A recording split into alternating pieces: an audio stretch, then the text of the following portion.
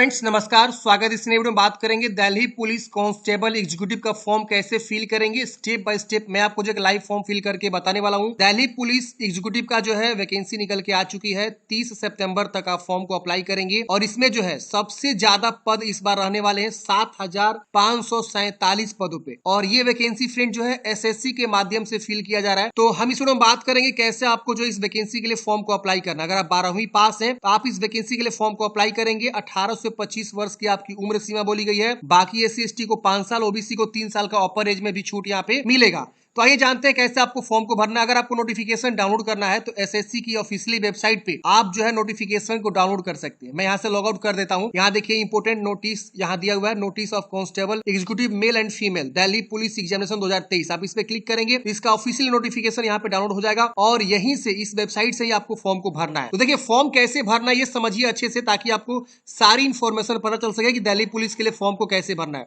सबसे पहले फ्रेंड्स क्या करना है, आपको यहाँ पे जो है एक न्यू रजिस्ट्रेशन पे क्लिक करना है। अगर आप SSC का पहली बार फॉर्म भर रहे हैं तो आप जो है एक यहाँ से रजिस्ट्रेशन करेंगे और यहाँ पे अपनी सारी जानकारी को भरेंगे रजिस्ट्रेशन में, और यहाँ पे सारी जानकारी भरने के बाद से आप जो है फॉर्म को रजिस्ट्रेशन कंप्लीट करेंगे। अब इसके बाद से यहाँ पे आपको लॉग इन करना है। वही अगर कोई पहले से फॉर्म भरा है SSC का कोई भी वैकेंसी, भले SSC का MTS आता है, CHSL आता है, CGL आता है, या कोई भी फॉर्म आप भरे इससे पहले SSC का, तो आपने जो है जरूर रजिस्ट्रेशन किया होगा। तो उसी रजिस्ट्रेशन से आप क्या करेंगे, लॉगिन करेंगे। या तो यूजर नेम पासवर्ड लिख के आप क्या कर सकते हैं, लॉगिन करके फॉर्म को भर सकते हैं। अगर आप बहुत पहले फॉर्म भरे थे, आपको यूजर आईडी पासवर्ड भूल चुके हैं, तो आप यहाँ से फॉरगेट भी कर सकते हैं। फॉरगेट पे क्लिक करेंगे, अपना यहाँ पे राज्य चूज करेंगे, ईमेल या मोबाइल कोई लिखेंगे, सबमिट करेंगे तो आपके ईमेल मोबाइल पे OTP जाएगा और OTP को वेरीफाई करेंगे तो वहां पे रजिस्ट्रेशन नंबर शो कर देगा और बोलेगा एक पासवर्ड एक बना लीजिए, ठीक है ना।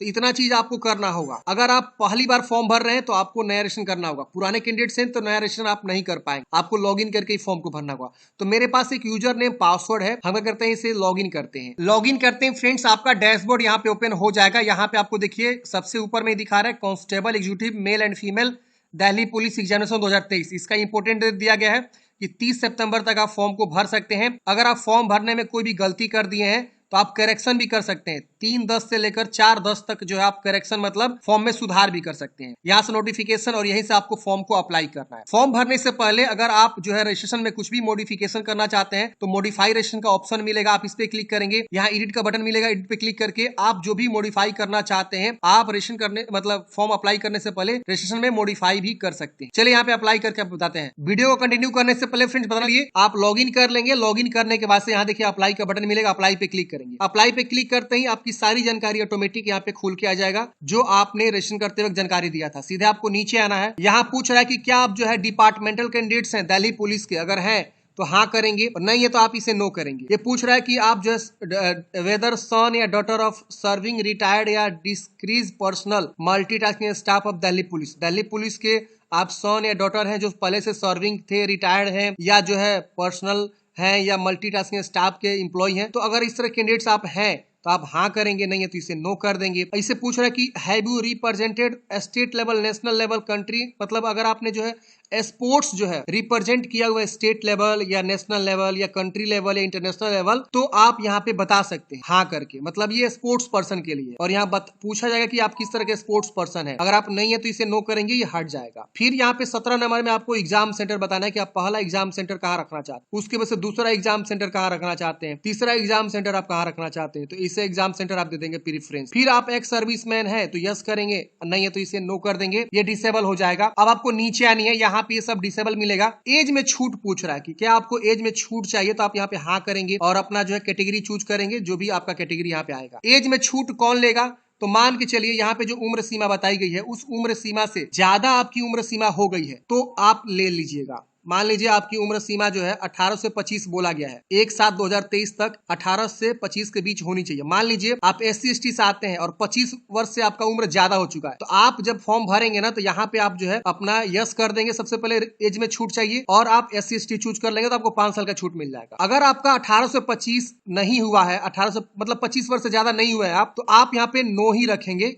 अगर आप भले SC हो या OBC हो, और इसी तरह से OBC को भी यहाँ पे 3 साल का छूट मिल जाता है। तो ओबीसी वाले कैंडिडेट्स भी यहाँ पे यस करके एज में छूट ले सकते हैं अगर उनका उम्र जो है 25 वर्ष से ज्यादा हो चुका है। फिर पूछ रहा है कि क्या आप एनसीसी सर्टिफिकेट होल्डर है, अगर है तो हाँ करेंगे, और किस प्रकार के ABC कौन सा एनसीसी आपके पास है यहाँ पे कंफर्म भी कर देना है, नहीं है तो इसे नो कर देंगे, ये डिसेबल हो जाए। फिर ये पूछ रहा है कि डू यू पोजेस डिग्री या post graduation diploma awarded by राष्ट्रीय रक्षा यूनिवर्सिटी। RRU से जो है आपने डिग्री या जो है पीजी डिप्लोमा किया हुआ है, अगर किए हुए हैं तो यस करेंगे। और यहाँ पे क्लास ऑब्टेन्ड इन डिग्री या पोस्ट कौन सा क्लास किए, फर्स्ट क्लास सेकंड क्लास, अगर आप इस यूनिवर्सिटी से किए हैं तो ही, नहीं किए हैं तो आप यहाँ नो कर देंगे। समझ रहे हैं ना, तो ये चीज बहुत ही इंपॉर्टेंट है, काफी लोग यहाँ पे यस कर देंगे। RRU यूनिवर्सिटी से आप किए हैं तो ही यस करेंगे, नहीं किए हैं इस यूनिवर्सिटी से तो आप इसे नहीं करेंगे। अब ये पूछ रहा है हाईएस्ट क्वालिफिकेशन क्या है, आप मैक्सिमम कहां तक पढ़ाई किए हुए हैं। इंटर तक पढ़े तो यहाँ इंटर भी चूज करने का ऑप्शन है, यहाँ बीए किए तो बीए भी कर सकते हैं। तो इस वैकेंसी का फॉर्म भरने के लिए मिनिमम क्वालिफिकेशन इंटरमीडिएट बोला गया है, किसी भी यूनिवर्सिटी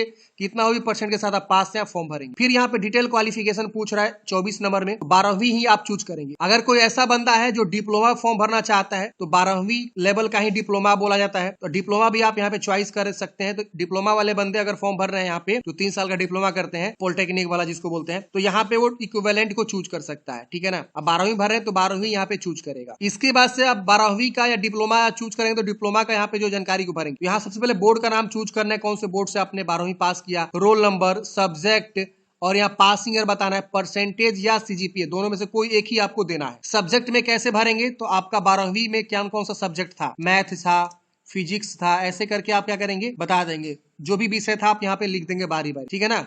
आप कॉमा दे देकर भी सेपरेट कर, हालांकि कॉमा लेता नहीं है, तो मैथ, फिजिक्स, केमिस्ट्री, बायोलॉजी, जो भी आप विषय पढ़े हैं सारा विषय यहाँ लिख दीजिएगा। और यहाँ पे या तो परसेंटेज लिख दीजिए या सीजीपीए लिख दीजिए, कोई एक आपको लिखना है। और रोल नंबर यहाँ पे 12वीं का लिख देना है। यहाँ पे आपका एड्रेस शो होगा, आप नीचे आएंगे, यहाँ पे आपको जो अपना फोटोग्राफ अपलोड करनी है, और फोटोग्राफ जो है 1 जून 2023 के बाद का अपलोड करना है। ध्यान रहे फोटो के नीचे कोई भी डेट वगैरह नहीं बोला गया है कि आपको डेट मेंशन करनी है। फोटोग्राफ का जो गाइडलाइंस है मैं आपको दिखा देता हूं। फोटोग्राफ का गाइडलाइंस ये है कि बस आपको जो है इस तरह से फोटोग्राफ आपका एक्सेप्टेबल है। देखिए नोटिफिकेशन में दिया गया है। देखिए पहले रूल था कि फोटो के नीचे डेट आपको लिखना है, लेकिन अब जो उस रूल को हटा दिया गया है। यहाँ देखिए एक्सेप्टेबल फोटो, यहाँ पे 38 नंबर पेज पे आएंगे तो यहाँ पे आपको बताया गया है कि फोटोग्राफ जो है इसके बाद का होना चाहिए। और यहाँ पे बस आपको फोटोग्राफ का जो है डिक्लेरेशन कर देना है कि मेरा फोटो जो है 1 जून 2023 के बाद का है। यहाँ पे आप यस कर देंगे बस। और सिग्नेचर जैसे है वैसे आप अपलोड कर सकते हैं। और ध्यान रहे सिग्नेचर कैपिटल लेटर में अपलोड नहीं करते हैं, जो भी आप सिग्नेचर करते हैं स्मॉल लेटर में होना चाहिए। और यहाँ पे 10 से 20 के बीच आपका सिग्नेचर होना चाहिए, ध्यान रहे इस बात को।